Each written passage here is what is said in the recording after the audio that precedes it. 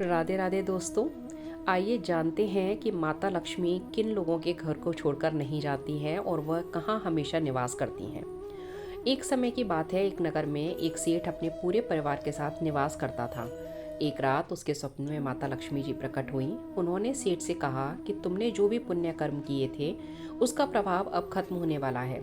ऐसे में अब वह तुम्हारे घर से जल्द ही चली जाएंगी। यदि तुम कुछ मांगना चाहते हो तो मांग लो। सेठ ने लक्ष्मी माता से कहा कि वह सुबह में घर वालों से बात करेगा, फिर आपको अपनी इच्छा के बारे में बताएगा। थोड़ी देर बाद सेठ की नींद खुली तो सवेरा हो चुका था। उसने अपने स्वप्न के बारे में घर के सभी सदस्यों को बताया। किसी ने माता लक्ष्मी से हीरे, मोती, सोना, चांदी मांगने को कहा तो किसी ने सुख और समृद्धि। सबसे अंत में सेठ की छोटी बहू ने कहा कि पिताजी, जब माता लक्ष्मी जी को चले ही जाना है तो फिर उनकी दी हुई वस्तुएं कितने दिनों तक रह पाएंगी। यह वस्तुएं एक ना एक दिन तो खत्म हो ही जाएंगी। बहू ने सेठ को सुझाव दिया कि आप माता लक्ष्मी से यह कहें कि आप भले ही जाएं, लेकिन परिवार में प्रेम बना रहे, सब में आपसी सौहार्द बना रहे। संकट के समय में सब एक दूसरे का साथ दें ताकि वह समय आसानी से बीत जाए। सेठ जी को यह सलाह अच्छी लगी। अगले दिन रात्रि में माता लक्ष्मी फिर से सेठ जी के सपने में आई।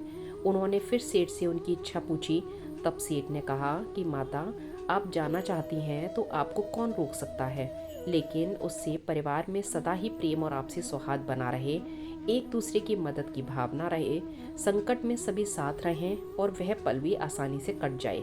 बस मैं यही आशीर्वाद आपसे चाहता हूँ।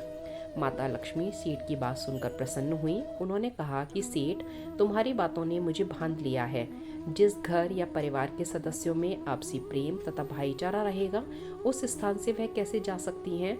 इस प्रकार माता लक्ष्मी ने संदेश दिया कि जिन परिवारों में आपसी प्रेम, प्रसन्नता, भाईचारा बना रहता है, संकट में वे सब साथ होते हैं और वहीं पर वह वास करती हैं और वह उस घर का कभी भी परित्याग नहीं करती। माता लक्ष्मी की जय।